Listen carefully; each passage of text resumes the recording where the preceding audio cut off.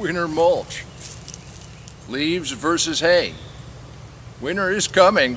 It really is coming. And our gardens are going to need protected. Are you on team hay or are you on team leaves? There's a couple mistakes a lot of gardeners make. We're going to discuss that this morning. But this time of year, you got to stay after your okra. And if you see by the flowers, they're putting on 2 and 3 and 4 at a time. Winter is really coming. This is something we want to look at. If you're team hay or if you're team leaves, there's a few things you want to avoid and a few things you want to look out for. But we'll settle that debate. And we want to make sure that we don't make the mistakes that some gardeners make that'll destroy your entire planting next year. Now, I do have a good representation of leaves and of hay. Let's look at the pros and the cons, and we'll decide which is better. Leaves, you can put them down full or you can grind them up through your lawnmower or however you want to do it. Thing about just putting leaves down, you do run the risk of them matting. If they don't get enough oxygen, then they'll become anaerobic, and then you got some problems. On the other hand, with hay, if you put it down thick and it gets wet, it can do the same thing. It can mat. If it doesn't get the oxygen, if it doesn't stay aerobic, if it turns anaerobic, it'll get slimy and smelly and bring in bad bacteria and bad fungus. Leaves, on the other hand, will overwinter your good bugs. It'll also overwinter your bad bugs. But so will hay. Leaves, they were green, but they are considered brown in a compost. Hay was green. Put upright is still going to be considered a green in your compost. So you got really high carbon, really high nitrogen. So which is better? We'll get to that in a second.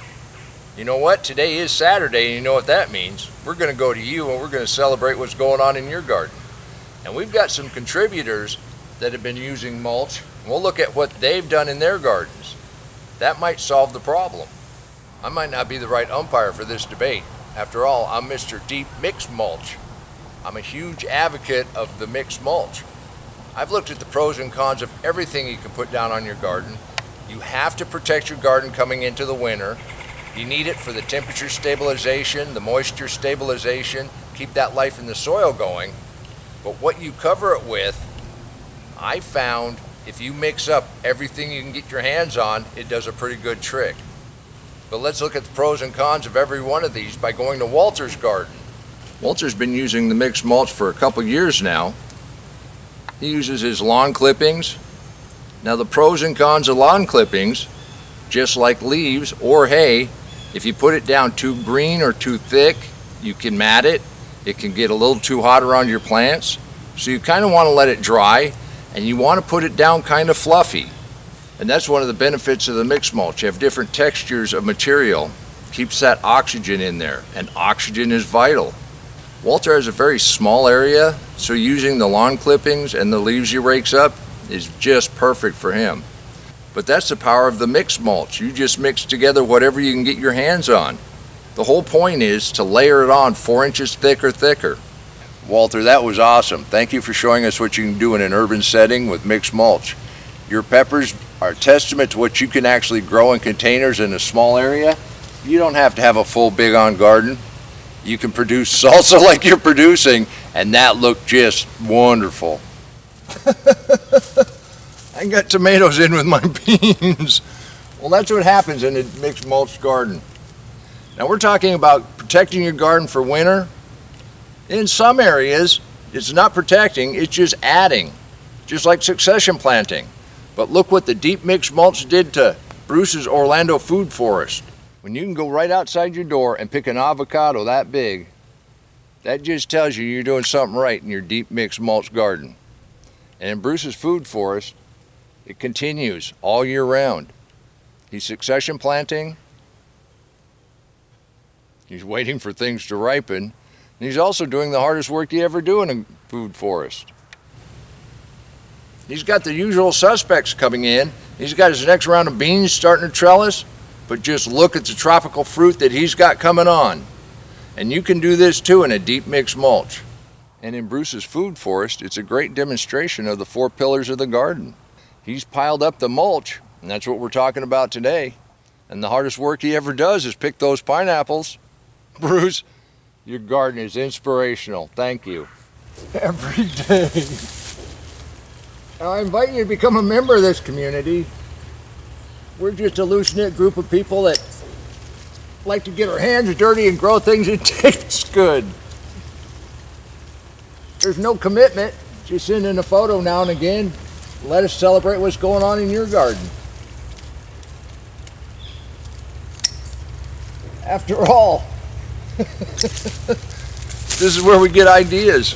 This is where we get inspiration.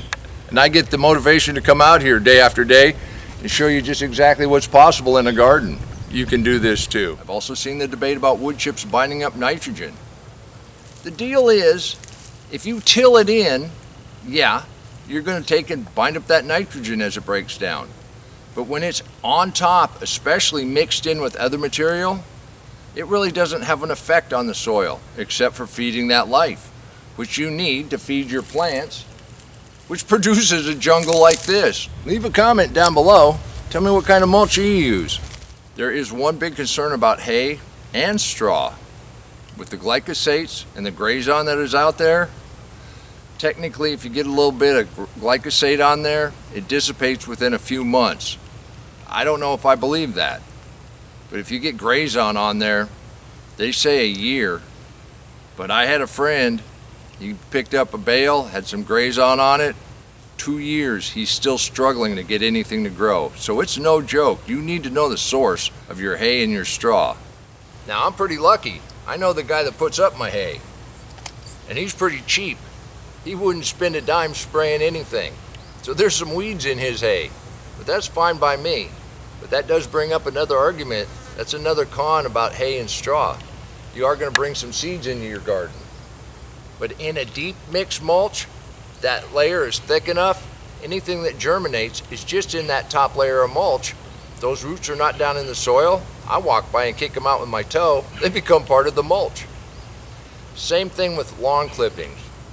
In between your mowing, if you let those go to seed, you are going to bring some seed into the garden. But it's going to be the same thing. Anything that germinates in that top layer is easily removed. While we're contemplating the inevitable arrival of winter, let's go over to Art's garden. Now he's moved further into town and he also has a limited space, but he's used his mixed mulch to great effect. He even has fall squash coming on. And of course his bananas are starting to ripen.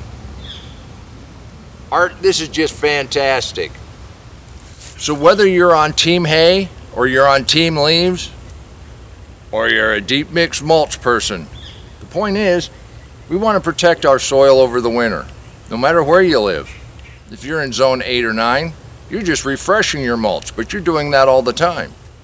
The lower your zone, the thicker your mulch needs to be to protect that soil. And if you start that right now, I guarantee you, you're going to be real happy with your results this spring. And until next time, remember, take care of yourself, take care of your family, and God bless you.